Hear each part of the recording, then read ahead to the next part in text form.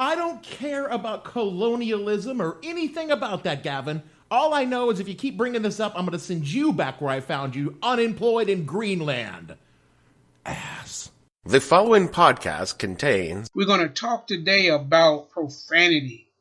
What I've found in my walk with the Lord is that the spirit of profanity is running rampant throughout the world. Explicit language.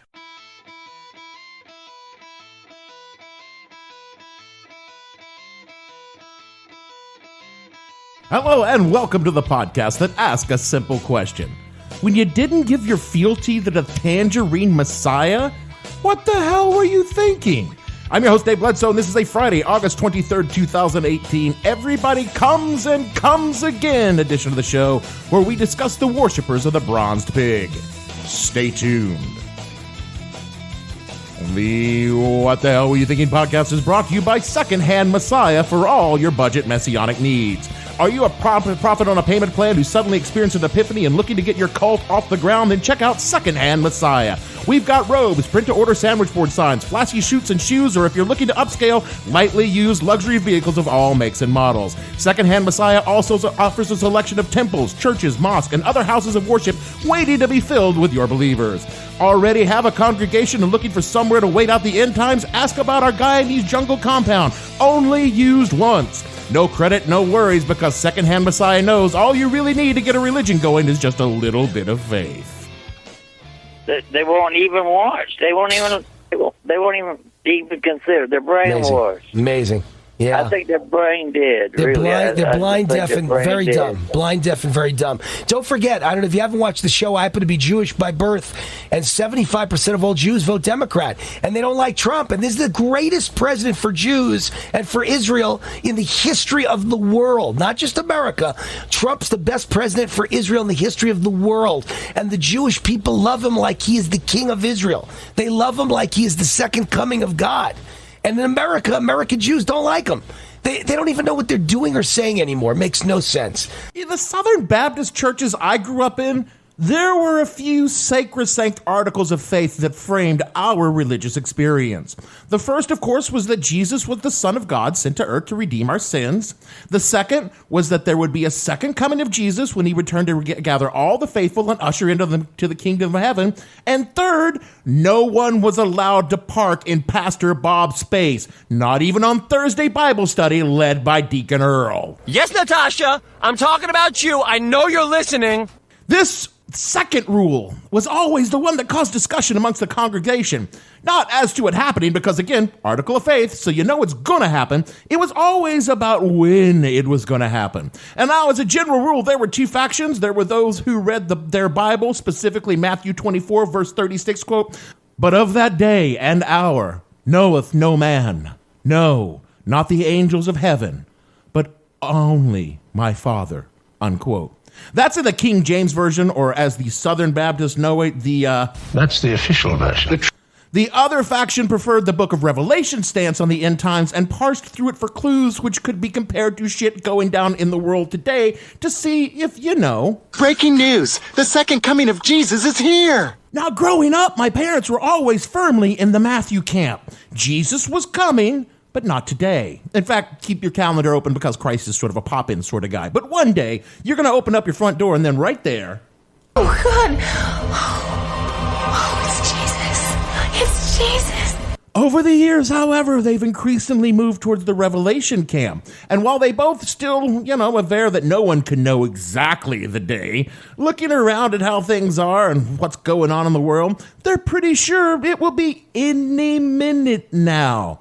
I can only suspect this is why they both spend so much time on Facebook, so they don't miss the RSVP to Christ invite. Christ wants to know if you could attend the rapture. Yes, no, or maybe. Now, the reason I'm talking about the end times and the second coming, which I gotta tell you, once you're over 40, guys, takes longer and longer. You know what I'm talking about, fellas?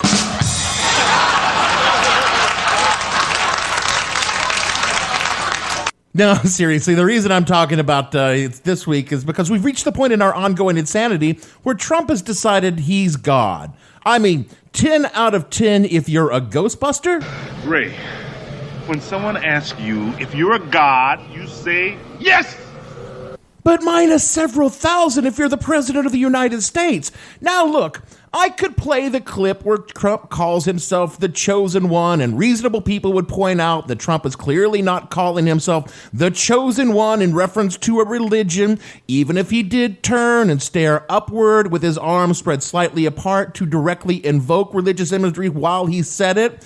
He was clearly referring to himself as the duly elected president of the United States, invested constitutionally with the authority to set trade policies with other nations. And that, of course, would make sense if he had not this morning tweeted verbatim the text version of the drop I opened the show with, referring to him as the second coming of God and the King of Israel, which, of course, he did do just a short time prior to calling himself the chosen one. Now, clearly, Donald J. Trump is... He's not the Messiah. He's a very naughty boy. And as little as I think of his sanity and as much as I think of his levels of narcissism, even he really doesn't think himself as a religious figure. This is because Trump is not steeped in any kind of religion, and the minimal religious indoctrination he's had in his life is the tepid, middle-of-the-road Protestantism that rich people in the Northeast grow up with. You know, the kind of services you attend on Easter and Christmas, weddings and funerals, and forget about the rest of the time. At no point in time in his life has Donald ever experienced a messianic revelation that did not involve him fucking a porn star. Trump is a secular man of venal pleasures, and the only thought he's given to the afterlife is how many buildings will bear his name. So no, Donald does not think of himself as a god. But he is a greedy little soul, an inveterate con man, and as every con man knows, there's good money to be made in God. There's a sucker born every minute. We're going to take him for all he got. He watched the Swaggarts and Jim Baker of the 80s and realized there's private jet money in it, but he knew he could never tap that market. Then he went into politics and realized there was a way, and he took it, which is why he's a Republican. It isn't ideology or his inherent racism, although both of those things make it a much easier fit. It certainly isn't a religious calling. It's entirely about a market he could exploit in a new and lucrative way. He's a low-rent Jim Jones, but you know what? At least Jim Jones had the courage of his convictions and he drank his Flavor Aid. Donald Trump is just a man we don't have the courage to convict. But what has confused and perplexed outsiders, however, is not why Trump would court aging white evangelicals, but why they would accept him. There are reams of words written asking why the decent God-fearing folk would accept and embrace support to the point of self-harm, a man so totally opposite everything they allegedly believe. You know, H.L. Mencken once said that no one ever went broke underestimating the taste of the American public. Well, here, no one ever went broke underestimating the stupidity of an evangelical Christian either. If you are looking for logical consistency in the minds of evangelicals, it's like, you know, we're hoping for a unicorn, and we get a goat. Unless you know the one thing you can only know if you grew up in the faith, which I did, and I'm going to happily explain to you now. It's all really very simple when you learn about it. Everything will kind of make sense, in as much as things that I say ever do. It all goes back to the second coming, where again, not only will Jesus come back to gather up all the faithful and take them into the kingdom of heaven to live in bliss and eternity, but perhaps more importantly, when Jesus comes back, he will be here to... I have come here to chew bubblegum and kick ass. And I'm all out of bubblegum. Oh. On all the heretics, blasphemers, infidels, apostates, demon-crats, drunks, rock and rollers, adulteresses, potheads, homosexuals, lesbians. Don't you think that's a little redundant? Kinda, yeah. Masons, Shriners. I think the Shriners is probably about the clowns. Mormons, Muslims, Hindus, Jews, Buddhists, evolutionists, Catholics, Satanists, abortionists, atheists, gangs, bad cops, used car dealers. Actually, that's a good one. Scientologists, politicians, Methodists, rappers, bikers, idolaters, pagans, Calvinists, racist, Unitarians, who honestly have done nothing to anyone to deserve this kind of hate, yuppies, Seventh-day Adventists, liars, Jehovah's Witnesses, liberals, fornicators, prosperity preachers, rich people, and the worldly lukewarm. I'm not sure exactly what that last one is, but it is definitely on the sign. Still, you can see this is quite the list, and Jesus is going to have a lot on his hands when he gets here. So many of the faithful are doing anything they can to whittle this list down before he shows up. And then once Jesus is finished up, found himself a pack of bubblegum, he and his posse will pack up and head back to heaven. And depending on which version of all this you personally believe, and trust me when I say the one you personally believe is the one that will happen, please do not kill me, I believe you. Then either the world will be immediately destroyed, or the survivors that for some reason have not accepted Christ as their personal Lord and Savior, even after all that smiting, will spend 1,000 years suffering under the heel of the Antichrist when Jesus will come back for a third time. This time it's personal. Kick unholy ass, banish the beast, and rule forevermore on heaven on earth. Either way, unless you're in that group going up with Jesus on the first trip, it's not going to be that hot.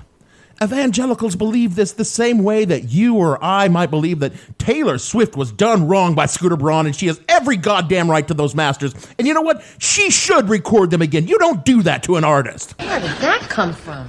They also believe that this end of the world is absolutely the best fucking thing that could ever happen to them. And anything that moves the world along to it, it's an inevitable and richly deserved end, is fundamentally, no pun intended, a good thing. Ergo, all the things about Donald Trump that scares the shit out of people are nothing more than God's hand in furtherance of the divine plan, and they can prove it to you, pod friends.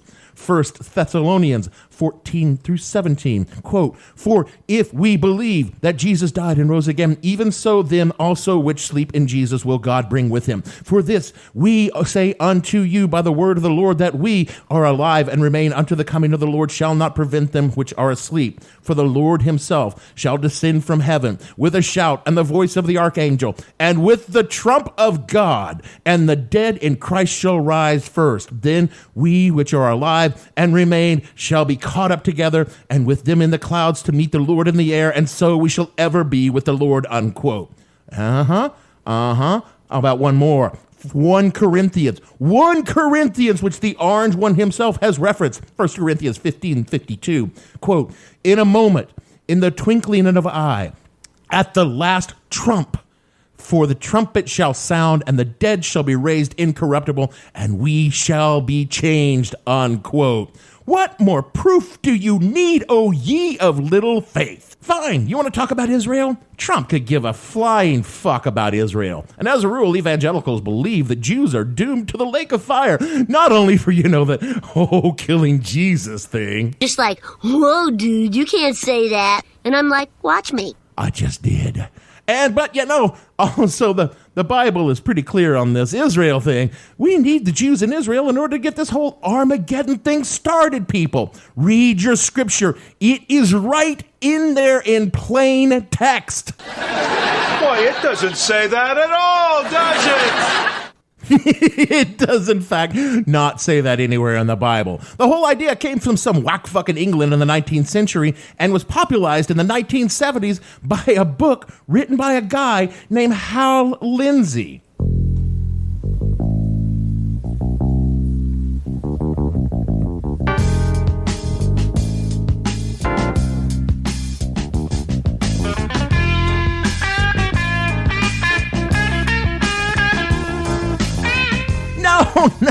No, not Lindsay, not Lyndon. These are two totally different people. As far as I know, Barney Miller is not a millennialist. From an article in Humanities Magazine by Aaron Smith, quote, "Long before the Left Behind books crowded the New York Times bestseller lists, Hal Lindsey and C.C. Carlson's The Late Great Planet Earth introduced millions of readers worldwide to the end times prophecy, an accessible, engaging introduction to the coming apocalypse. The Late Great Planet Earth was the best-selling nonfiction book of the 1970s. 10 million copies were in circulation by the end of the decade. It sold more than 28 million copies by 1990, an estimated 35 million by 1999, and was translated into more than 50 languages. A 1977 movie version narrated by Orson Welles ran in the theaters nationwide and was later broadcast on HBO. Lindsay was the most widely read interpreter of biblical prophecy in history, said one critic. Another claimed that only the Bible itself had outsold The Late Great Planet Earth. Lindsay's book, which I'm going to be honest, was on my parents' shelf. Hell, it probably is on my parents' shelf. I've never read a fucking page of it, but it's widely regarded by people who actually know things as a hodgepodge of pseudo-historical inaccuracy, theological claptrap, and hysterical wish fulfillment of the worst kind, marketed to those with only a cursory understanding of the Bible, primarily funneled through hucksters and con artists whose only intention is bilking them of their money in order to purchase a Learjet. You know, we know them as evangelical Christians. So naturally, like we said, it sold millions of copies and spawned a very, very, very bad movie. Man is faced by unprecedented perils that threaten to send him crashing into extinction. Now, from Hal Lindsey's incredible best-selling book comes the film which explores the terrifying prophecies of the Revelations. Is our planet truly in mortal peril? The Late Great Planet Earth, featuring Orson Welles. The Late Great Planet Earth from Hal Lindsey's incredible best-selling book starts Friday at your theater. Look for this ad. Rated PG from Pacific International. In 40 years, American fundamentalists went from no one knows when Jesus is coming back, hope it's soon, to Jesus is coming back real soon, better make up the guest bedroom and make sure the planet is nice and fucked up when he gets here. My parents, who I had assumed as a child were rational people, have made the same transition. When you understand this piece of information, the rest of the puzzle starts quickly falling into place. To the real Christians, the genuine believers, the unquestioning mass of men and women forming the hard nut of evangelical Christianity, the work being done by Donald Trump is in their name, is good work, the best kind of work, the literal will of God, who is using a flawed and ungodly man to do his unknowable bidding, all in the furtherance of his plan to rapture believers and punish the non-believers. And sometimes that can come across as a bit harsh. But only to, us people who aren't believers. You see, Trump is like Cyrus the Great, the Persian king who kicked Babylonian ass and allowed the Jews to rebuild Israel in the 6th century BCE. This is from a Vox article, quote, "The comparison comes up frequently in the evangelical world. Many evangelical speakers and media outlets compare Trump to Cyrus, a historical Persian king who in the 6th century BCE conquered Babylon and into the Babylon captivity, a period during which the Israelites had been forcibly resettled in exile. This allowed Jews to return to the temple in Jerusalem. Cyrus is referenced most prominently in the Old Testament book of Isaiah, in which he appears as a figure of deliverance," unquote. Even Bibi fucking Netanyahu referred to Donald Trump as Cyrus in a really sycophantic ass-kissing speech. Thing is, it's all a fucking scam. And even the sycophantic preachers and human centipeding up Trump's ass know it is. They pull the reference out of their asses to explain why such a piece of shit, immoral fuckstain like Trump is good for their congregations. Quote, "The Cyrus narrative allows evangelicals to thread a difficult rhetorical needle. It allows them to see Trump as their candidate, a candidate who will affect God's will that America truly become a Christian nation without requiring Trump himself to manifest any Christian virtues. He is, like Cyrus, anointed by God and thus has divine legitimacy." Trump's spiritual advisors, including evangelical figures like Robert Jeffress and Paula White, have repeatedly hammered this point. But he has no obligation to live out Christian principles in his personal life, unquote. And Trump knows this and does everything in his power to further the narrative.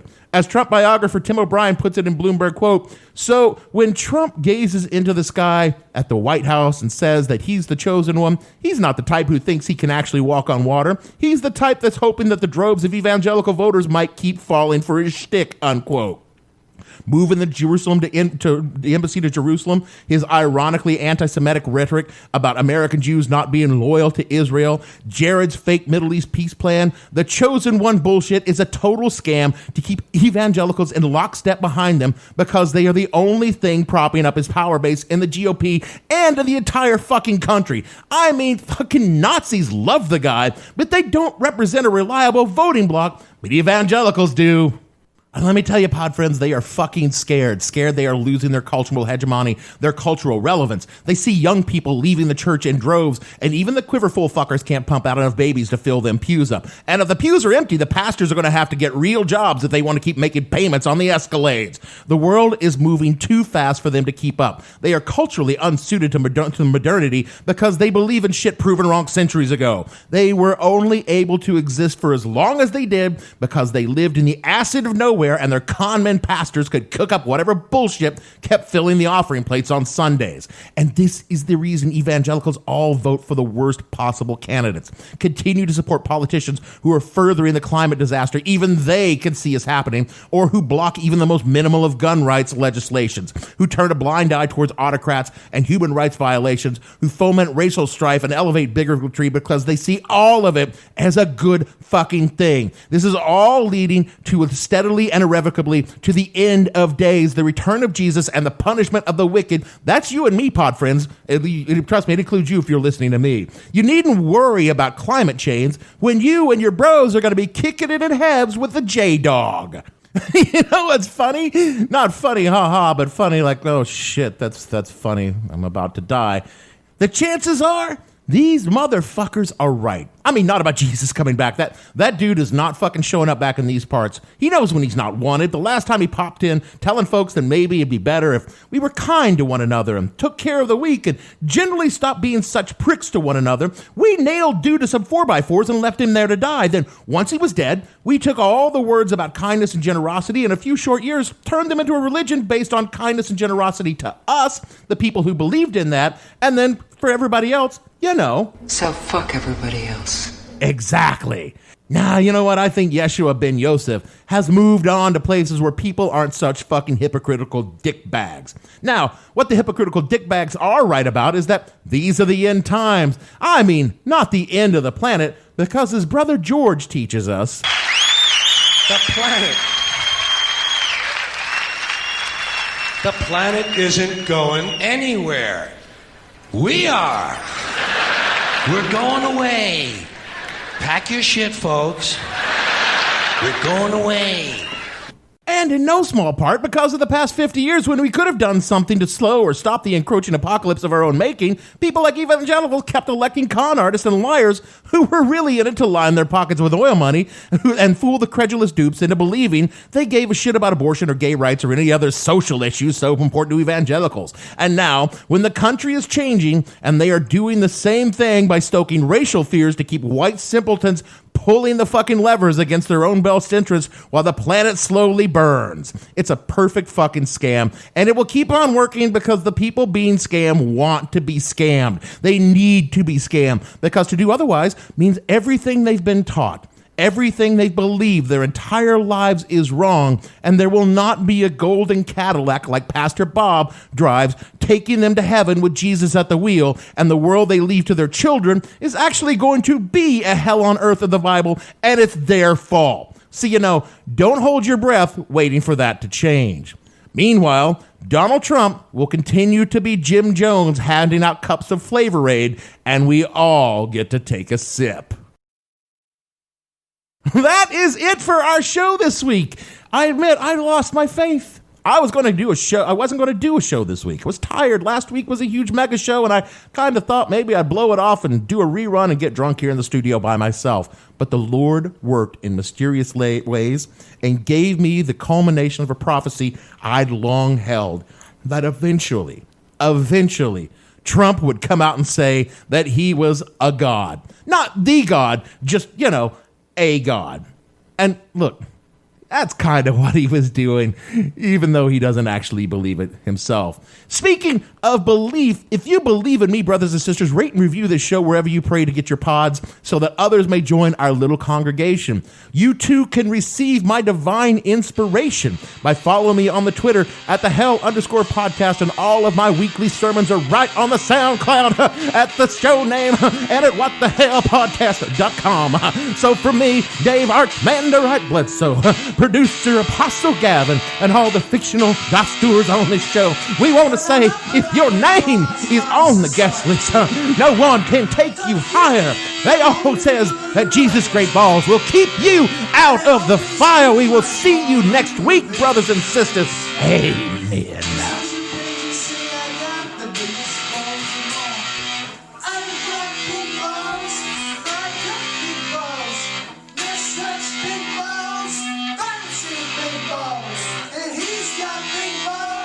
She's got big balls, but we got balls.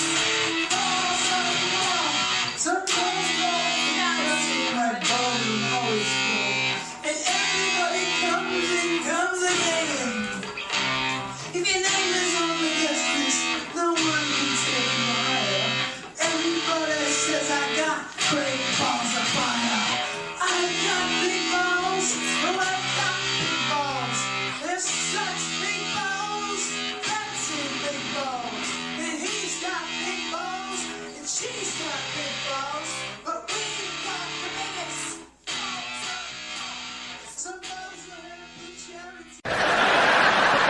I have no ending for this, so I take a small bow.